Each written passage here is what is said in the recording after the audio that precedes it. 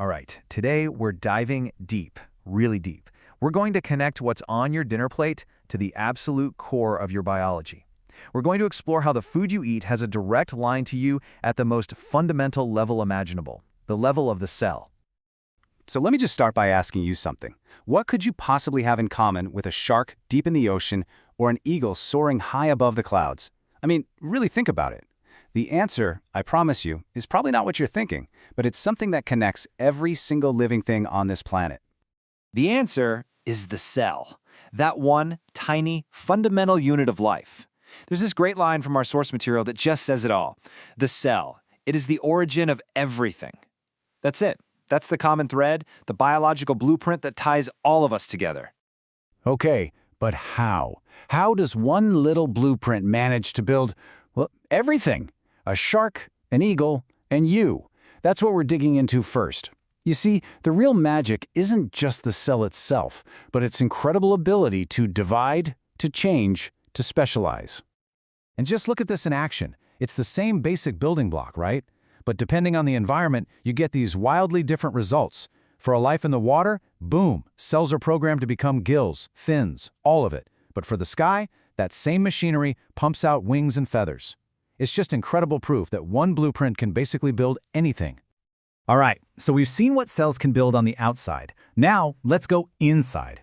We're going to shrink way, way down and take a little tour of the amazing universe that exists inside just a single one of your cells. First up, the mitochondria. You got to think of these as the tiny, tireless power plants inside every cell. They're just constantly churning out this molecule called ATP. That's the energy that fuels literally everything. Without them, the lights go out. Simple as that. Okay, now we're heading to the command center. Deep inside the cell's nucleus, we find the DNA. This is the master blueprint, the software running the entire show. It's the unique code that holds all the instructions for what makes you, you. So you've got this massive amount of code, right?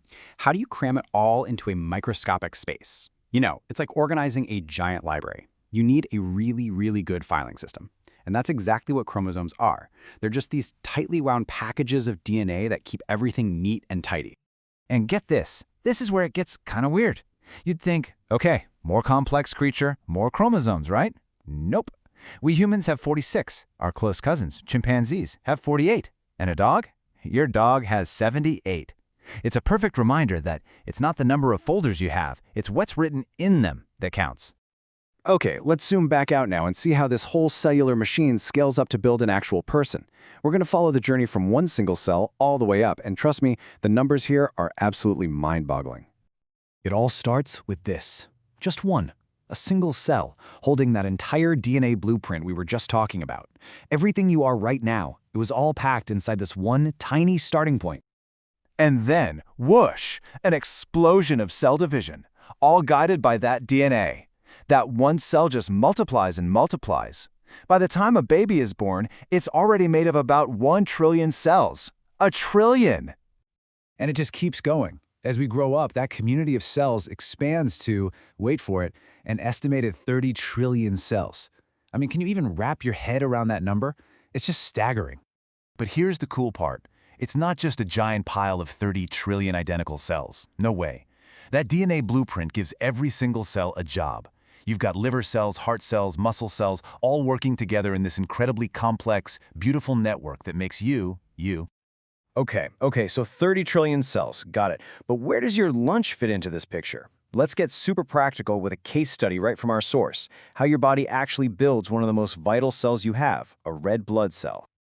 Think of it like a recipe, and it takes about 8 days to cook.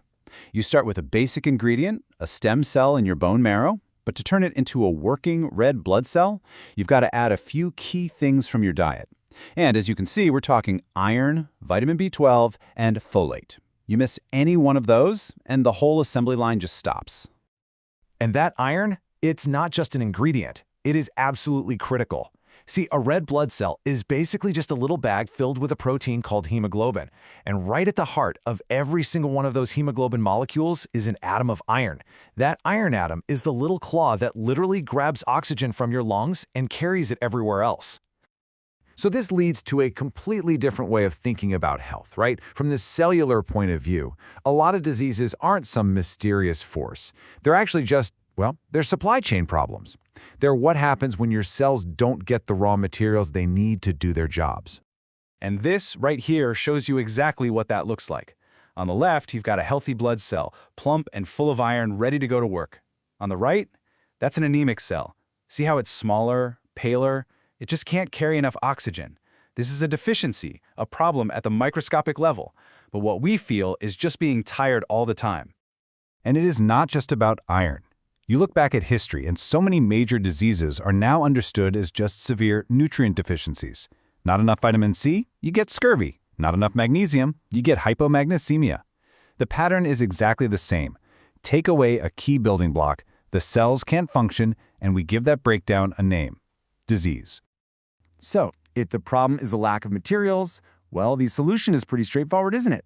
Give the cells what they need. This is all about the power that's right there on your plate. It's time to start thinking about food as the fuel for your 30 trillion tiny workers. And check this out. This is one of the most amazing things I learned from the source material. On the left, you have chlorophyll, the molecule that makes plants green. On the right, hemoglobin, what makes your blood red. Look at them. They're almost identical. The only real difference is that chlorophyll is built around a magnesium atom and hemoglobin is built around an iron atom. It's like nature is screaming at us about how connected we are to the plant world. And that's why you always hear, eat your greens. They're a fantastic source of folate. Fun fact, the name actually comes from folium, which is Latin for leaf. They're also loaded with that chlorophyll. But there's a really important heads up from our source. A lot of leafy greens are high in vitamin K. That can mess with some medications, like blood thinners, so it's always something to be mindful of and talk to your doctor about. So, we'll leave you with this one big question to chew on. The next time you sit down to eat, don't just ask yourself, am I hungry or does this taste good? Ask yourself this: are you feeding your 30 trillion cells? Really thinking about it that way, well, it might just change everything.